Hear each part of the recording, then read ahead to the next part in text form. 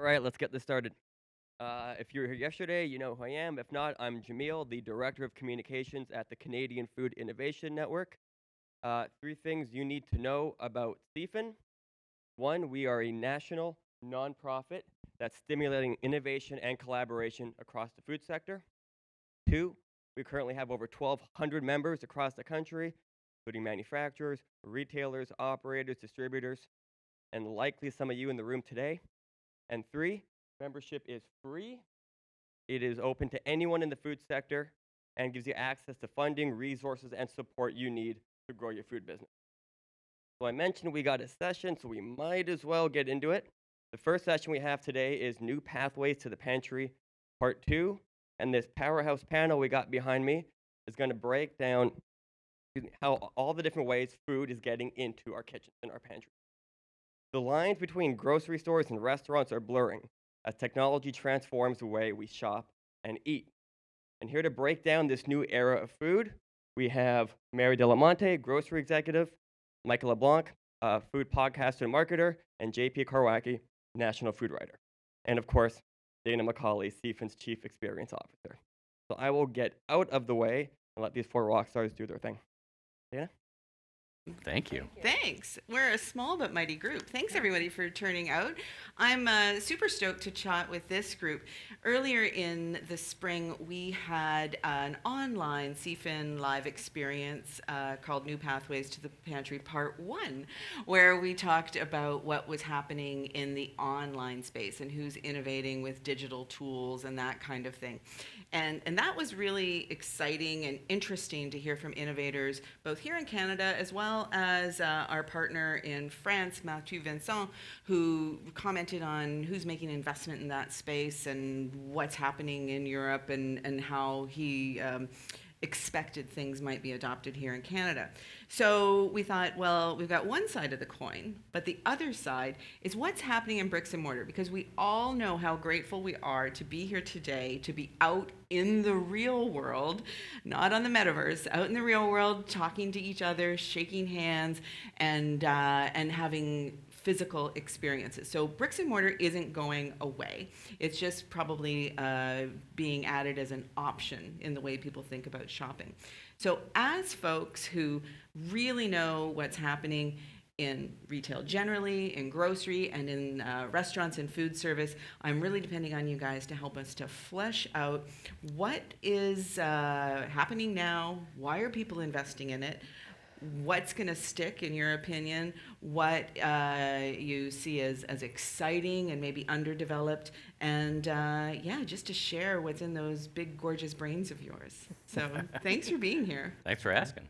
It's awesome. It's awesome. So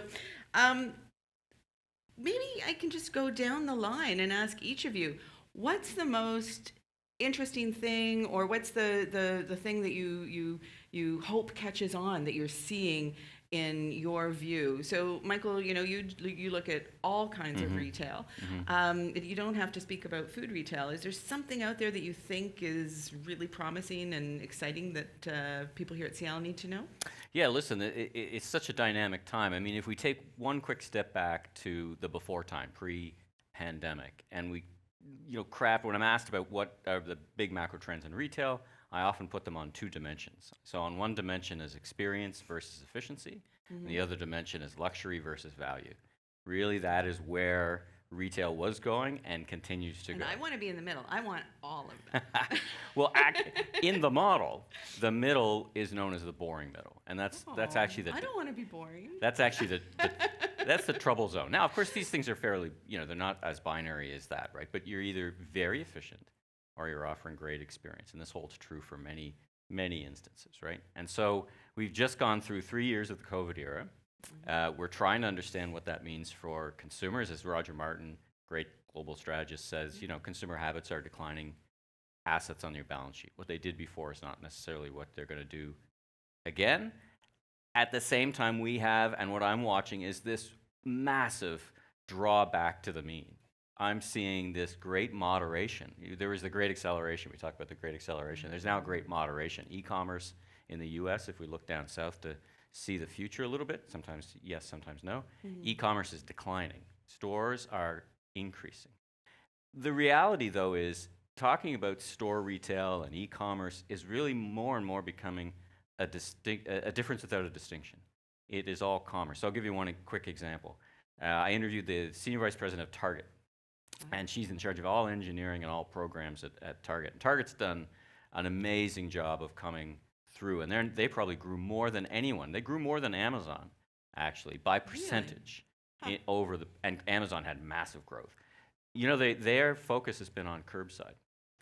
So 21% of Target's sales are done online, e-commerce. 96% of that 20% is done via a store in one way, shape, or another. So 20% of, I think they're about a $50 billion enterprise. Of that, 95 is shipped from, picked up at, delivered from their stores. Stores are this intimate connection, more so and more. Okay, here's a quick trivia for you. Number one demanded item from consumers from Target curbside. So they got a great curbside, but consumers said it would be even better if you did this one thing. What do you think it is? Any idea? One thing. Had that dog with the curb? No. The mascot? Couches? No. Starbucks.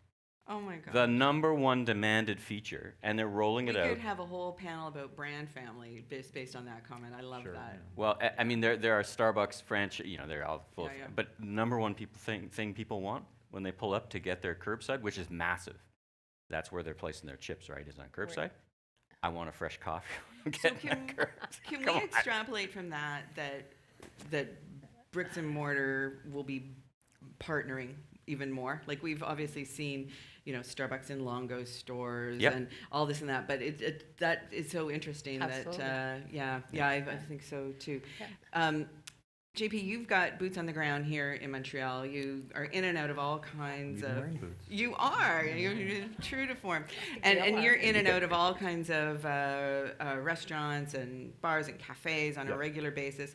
I read a few of your articles during the pandemic where you talked about this convergence of grocery and food service, so that, you know, these vendors could just continue to function. Yeah. In Ontario, I'm seeing a lot of them stick with it, and that grocerant bodega plus, you know, even fine dining where folks are selling their ingredients and some curated items and some semi-prepared or fully prepared items to go seems to be sticking. What are you seeing here in Quebec, and I'm sure you look elsewhere as well when you're doing your research? Right, yeah, so the same model ended up applying across the board for the most part, right? So if we ended up looking back at pre-pandemic, as to what Michael was referring to before, it's like, I wish we could go there and stay there, but no, the thing is about pre-pandemic was that the restaurant business was largely a testing ground for people to develop products, right? If you got big enough and you had a large enough brand name, then you'd be able to develop, if you were Joe Beef, you could start putting out steak spices, no problem, and you know Yeah. you'd at least be able to sell that.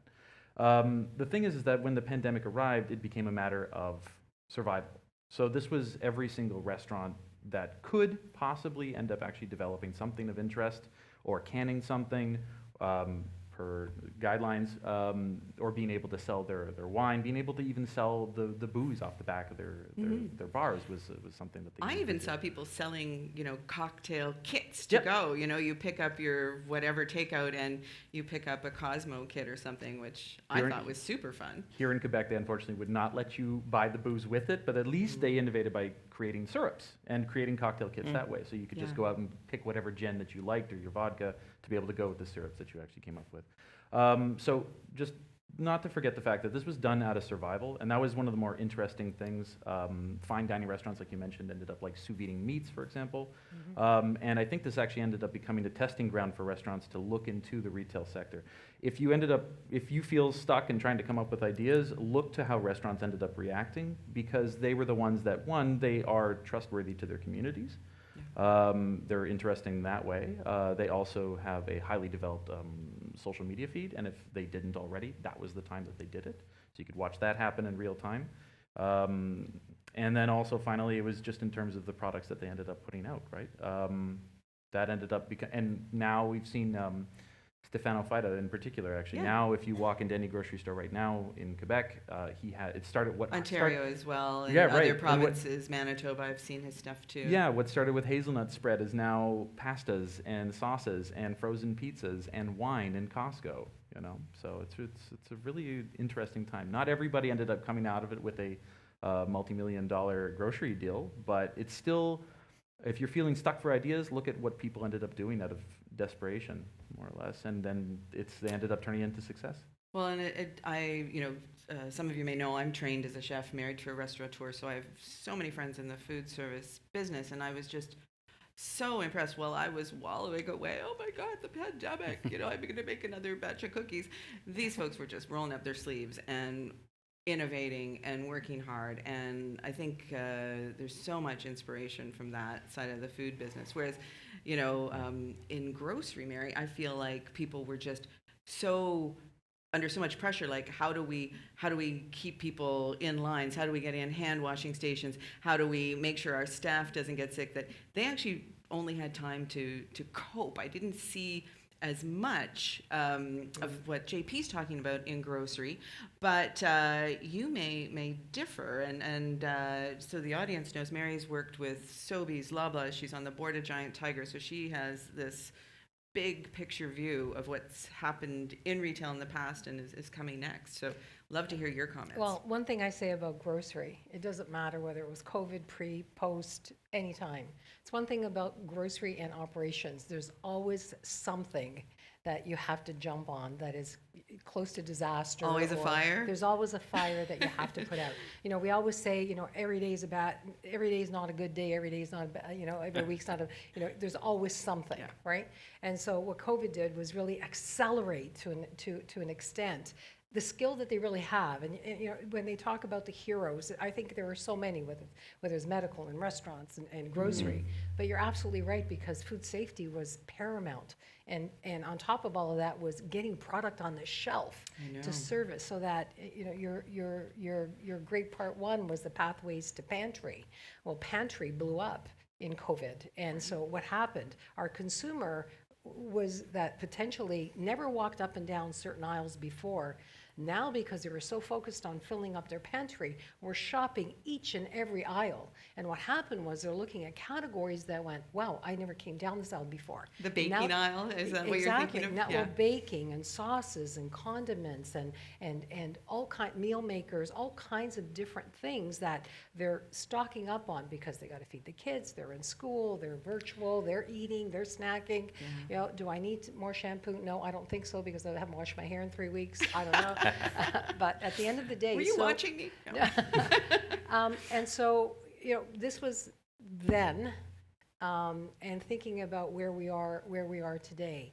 Well, the way I look at it is that forced our consumer into, and everybody knows the behaviors, doing a lot more cooking at home because they were forced to, and grocery and Those and school taking all this lunches weren't in a brown bag. Like, that's why pizza sales went way up, right? Because Yeah. what are you going to feed the Snacking, kids absolutely while everything. you're working in their schooling at Yeah, home? and baking bread. I mean, how many of you made the bread The in sourdough. in the oven and Dusted the off the sourdough bread and- maker, Yeah, and in the cast iron pot. But today, now you look back and you say, okay, so everybody, great, we're here live and in color. It's wonderful to see everybody again. But what's changed? Well, what's changed is that although everybody is running to go to restaurants and getting back out and really excited about it, there's a reset. And I believe that the reset is the consumer.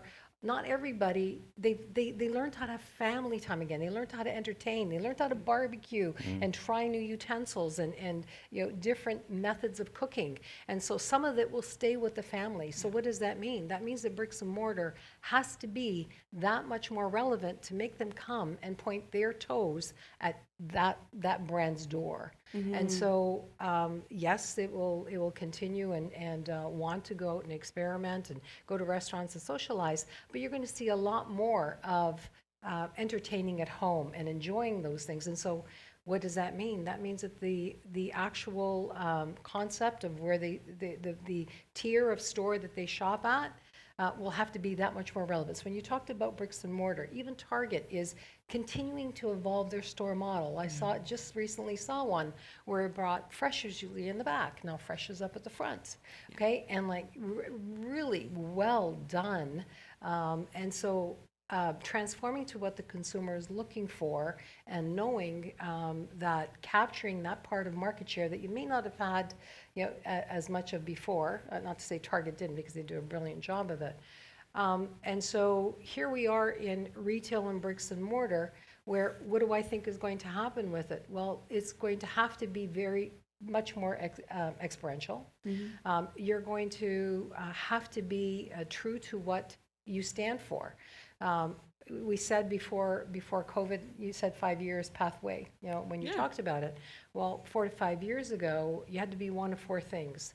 And that was kind of like the prediction looking forward. You either had to be a very, you know, looking forward, we had smaller footprint, really touch and feel, emotional connection on a conventional market that really differentiates. Because I think today there's a lot of blurring and a lot of same. And so there has to be a gap between why this one versus this brand. You're going to have to be a hard discounter, really go after it. You're going to have to either be online or you're going to have to be a big box. And to that point, the danger is anybody caught in the middle is gone. Or will be. And that's why there's mergers, acquisitions, and all this great stuff that's been going on in the last couple of years. And so that consumer now, and discount will be more relevant than it's ever been before. I totally and agree. look at today, you know, 40% up on gas. Right? 6.7% inflation rate Highest yesterday in 30 announced, right? years. So not everybody, and Nielsen, you know, we finally got through where we had our customer segmentation, changed everything during COVID, and changed again, you know, to the strugglers and the new four segments. And so it shows that the shift in the consumer and what they're looking for.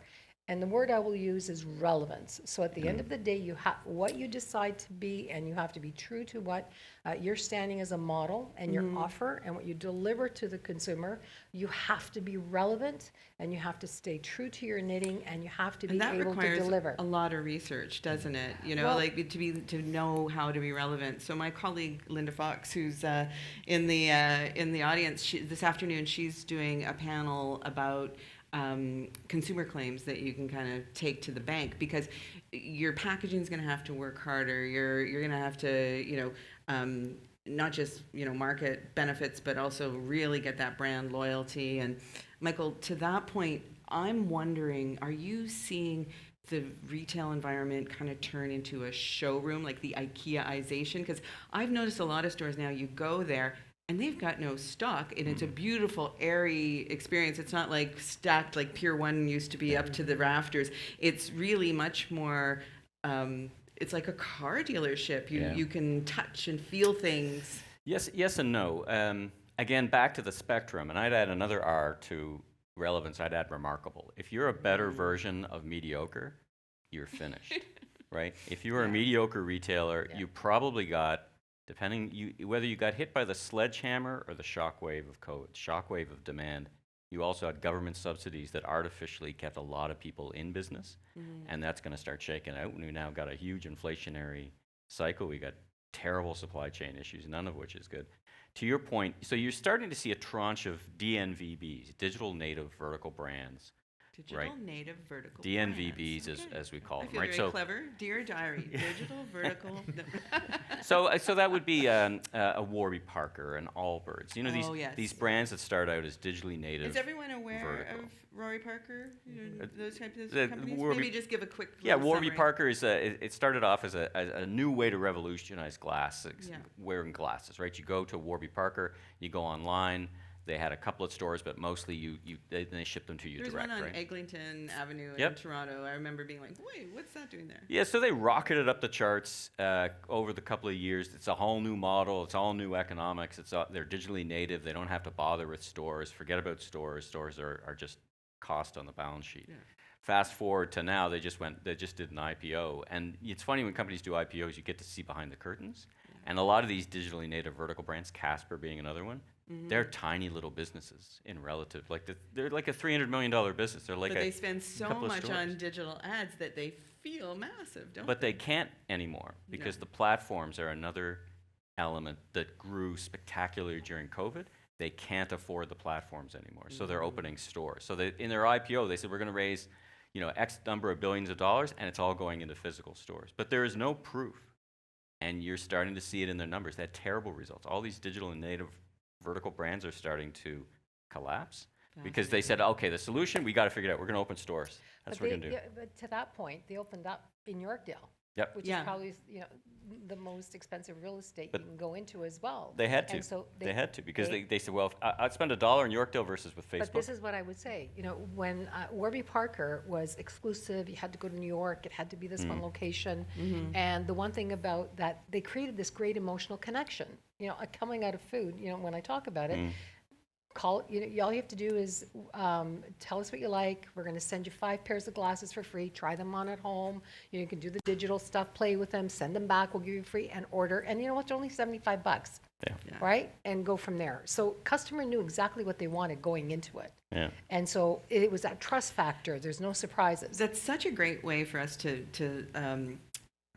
pivot back to JP, because that has always been the essence of restaurant success, right? Is that people trust the restaurant to give them, what they expect to get when they go. So if it's a chef-driven restaurant, it's like, Normand Laprise from 2K. He can be trusted to give me beautiful quality, fantastic flavors, a beautiful experience. Yeah. I don't care what's on the menu because it's going to be fantastic. McDonald's, I know exactly what I'm going to get. It'll be the same here, the same in Boston, the same in Timbuktu. So how, in your opinion, does that type of loyalty, how does that help the bricks and mortar restaurants right now to, like, are people wanting, with scarcer dollars and maybe a little bit of fear still about going out, do you see them going to new restaurants to explore things that they haven't tried, or are they going back to the old favorites, the ones they trust? And is, because it used to be, when we had disposable income, it'd be, well, I'll go and I'll try it, and if it's not great, then I'll just go out again the next night. So what are you seeing with the new restaurants that are popping up? Are they getting traction? I think that things that are institutional are going to always have that sort of, they'll always have that baseline to be able to come back to, but nothing ever really quite beats hype. And it's difficult. That's disappointing on one hand, isn't it? I mean, on one hand, you'll have hype. The thing is that hype is almost, it's ethereal. It doesn't necessarily result in a good product or a bad product. It just generates excitement. And it's sometimes just the secret sauce that something ends up needing. But in the end, when you end up looking at the things that had the most staying power, it would be something that felt a little bit more institutional and felt something that was couldn't be violated by anything. It wouldn't matter. The only thing that restaurants ended up losing out on was service for the most part. What Michael ended up bringing up was that it's the direct-to-consumer model, is what you're talking about here. Yeah, and that I was thinking that the only parable in relation to the food industry would have been that I could think of was meal kits, to be honest, aside from like grocery stores being able to do, say, direct delivery, let's say. But meal kits were one of those areas that ended up booming. People ended up discovering cooking, as Mary had referred to, and hosting guests and things like that. But I mean, out of that, the one development in relation to restaurants, though, was people were legitimizing their product further by doing what? Connecting themselves to restaurants. Yeah. They were able to take local chefs, try to bring them into their operations, even try to develop recipes with them, and end up having, I know that one local brand here named Cook It, based here out of Quebec, was pairing up with not one, but at least 5 different chefs to be able to put together not one meal kit, but putting together whole feasts.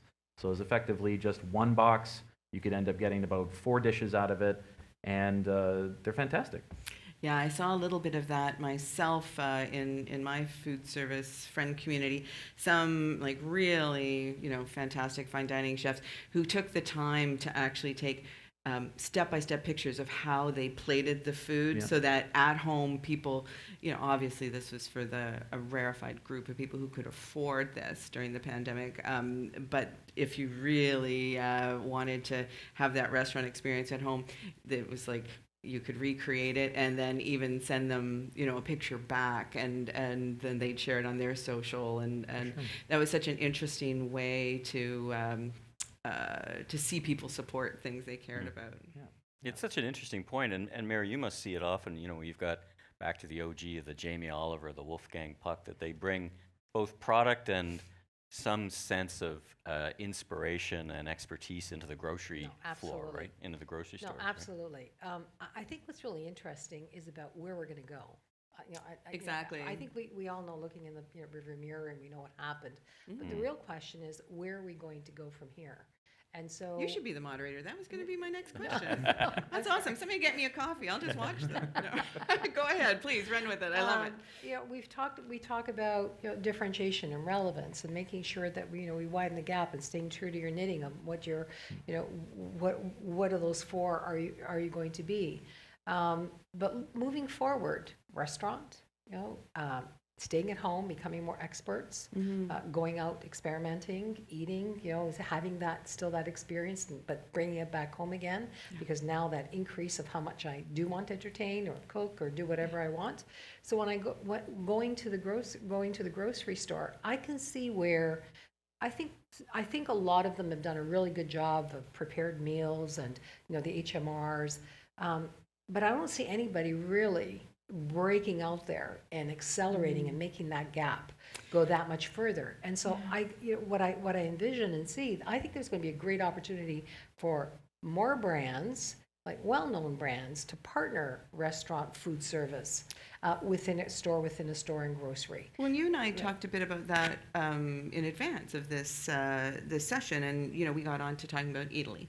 Yes. And you made the excellent point that Italy isn't a grocery store; it's a restaurant chain, basically, or a restaurant group with groceries all around it, which I really liked, because I think it usually ends up getting discussed as a grocer as opposed to as a food service business, and sometimes that really works. But you go, for instance, I think sometimes the restaurants that I see at Whole Foods in the U.S. that are in the store, they seem odd. They don't integrate as well. What is Italy doing that combines the stuff so well? And why aren't there more Italy's? So if it was such a successful model, is it though? It's a very expensive endeavor. Look at where they are. Maine, COVID. I mean, 3 Young times. and Bloor, Bay and Bloor. Yeah, and so at the end of the day, it's really it's not about the quantity, it's about the quality of this concept. I mean, it started in Tuscany, went through Italy, it's in, other parts of the world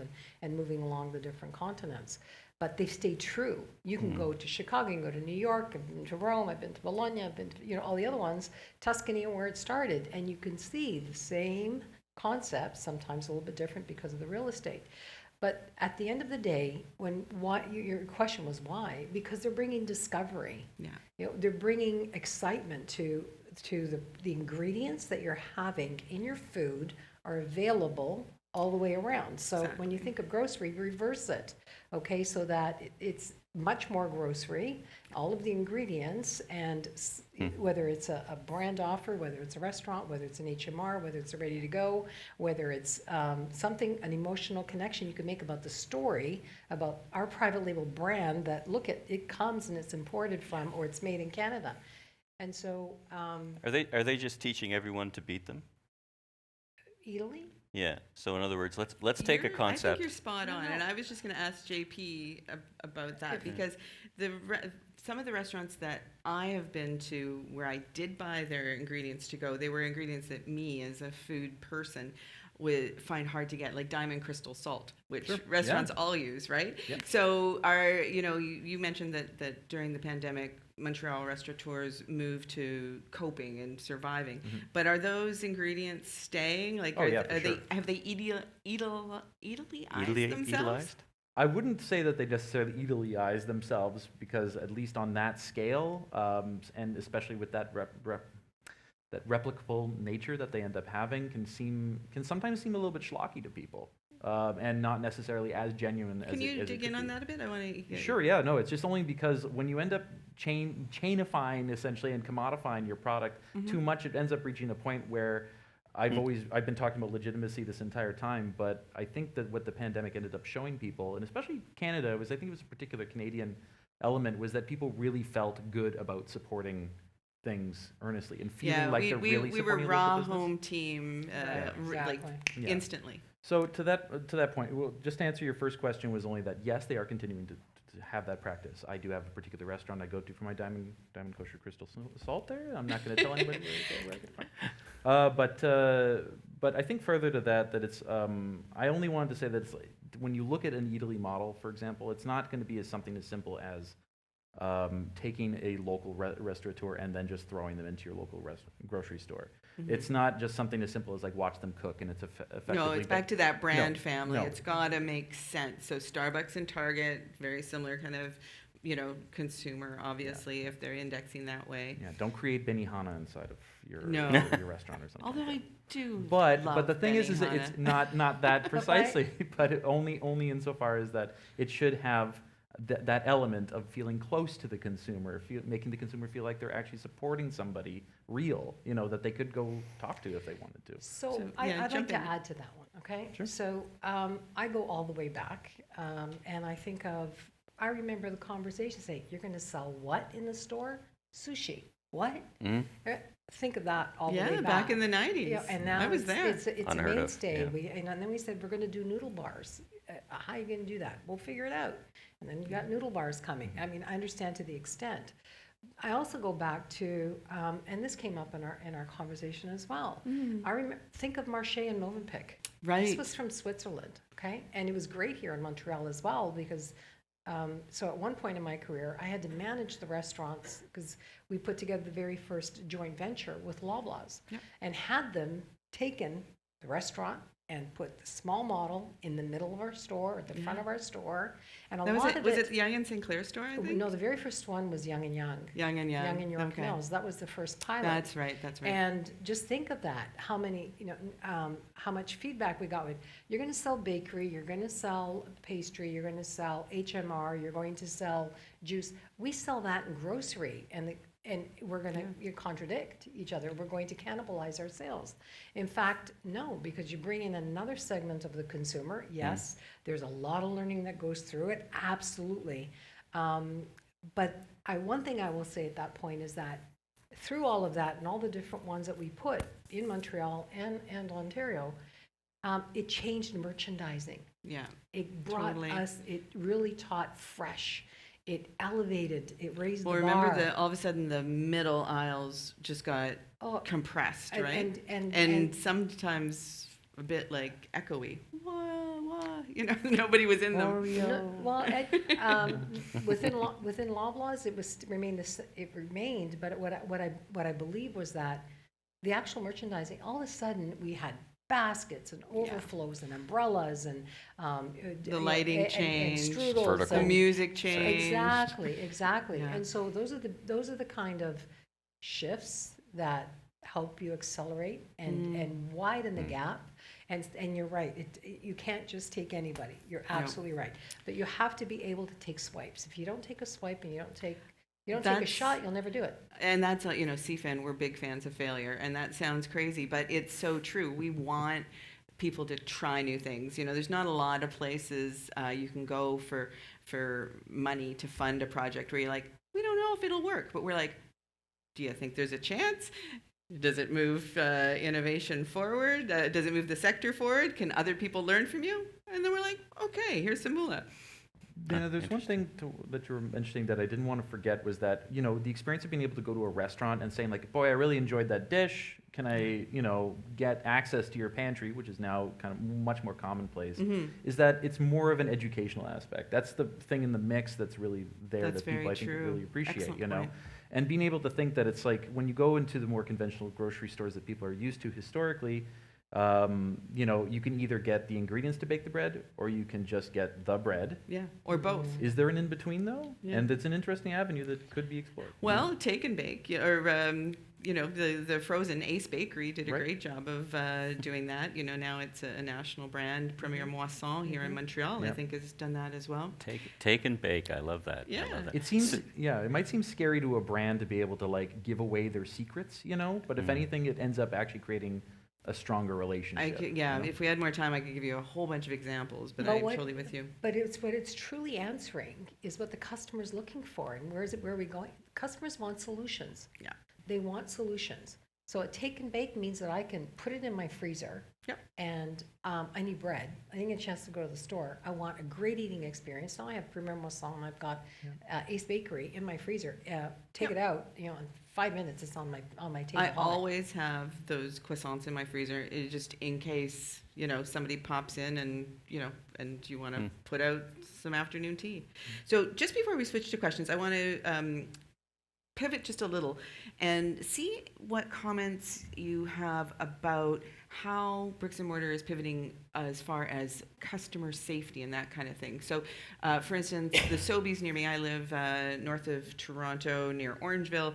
That Sobeys has just whoosh, they've put in cart sanitizers and bag cleaners, and it's phenomenal how safe they are making people feel.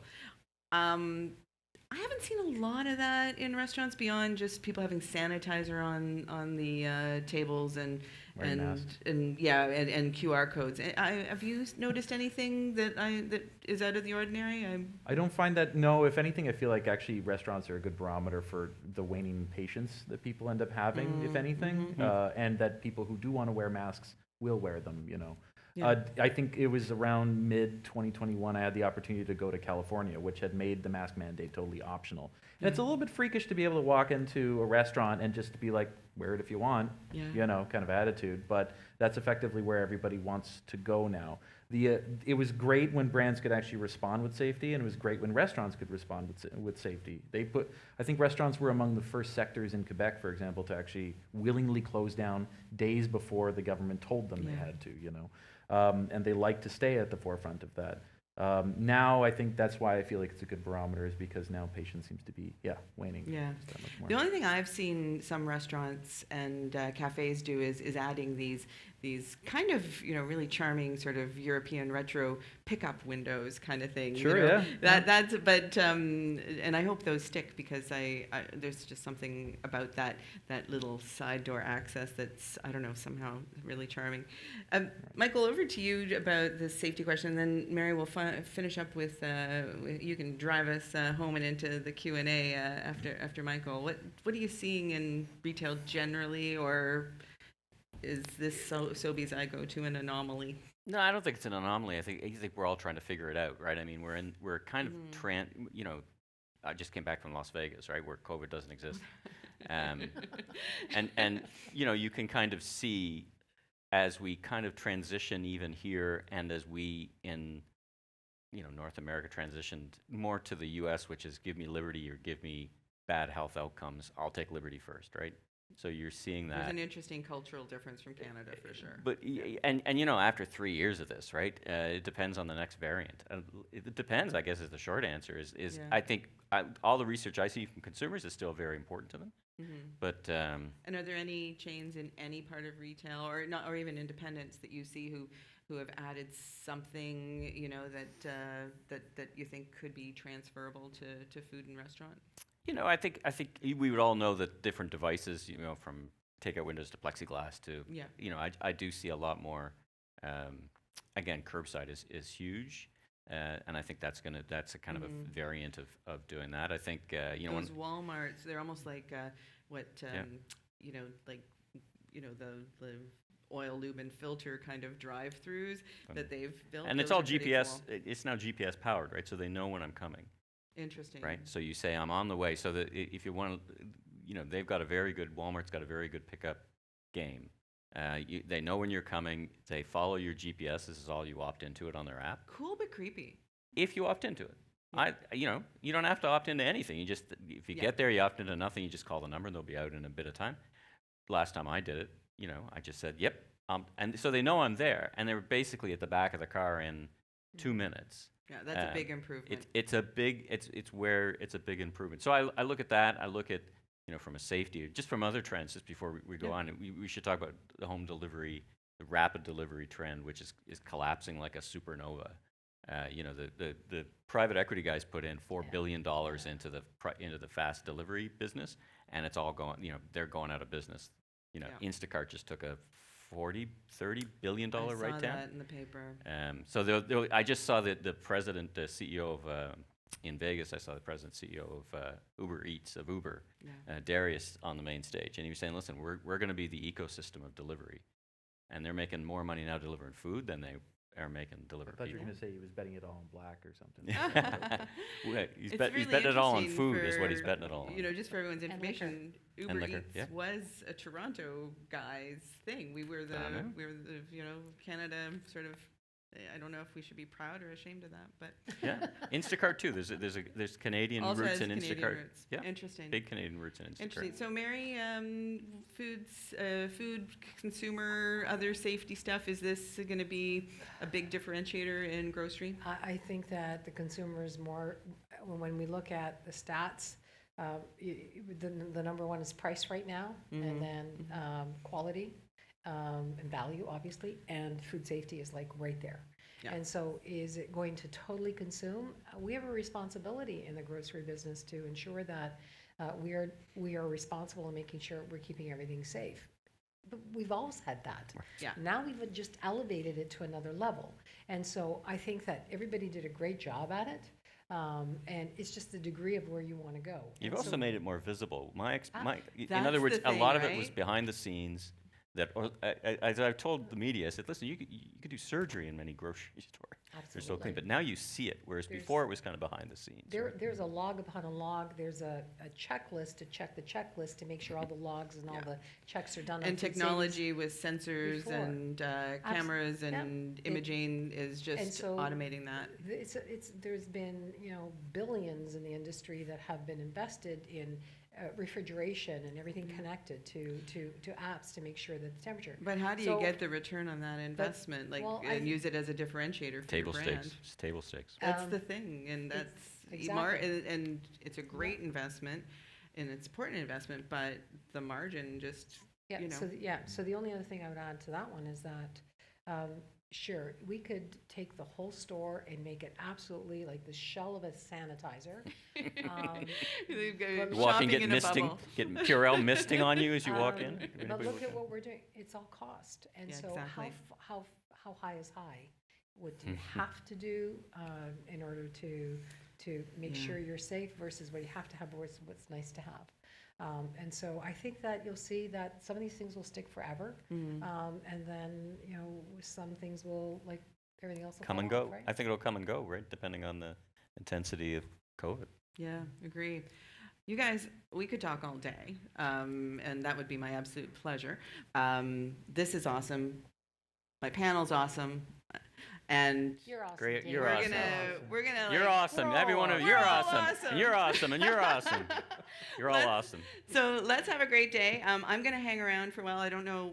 I think Michael's got to get downstairs. He's podcasting live at 3 p.m. downstairs on the show floor. Video. We're doing video. Oh, We're- you're doing We're live on video YouTube. We're casting. live on LinkedIn. Mary's walking the show. JP's got to go, but you can find him online. He's easy to Google, and he writes lots of great stuff. So Pretty sure I'm thank you there. very much. Yeah. And All right. Thank you. have a great day, everybody.